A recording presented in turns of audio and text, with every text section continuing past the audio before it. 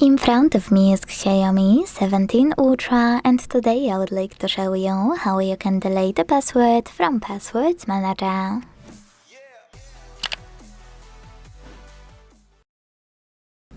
First of all, go into Settings and scroll to click on this option called Google.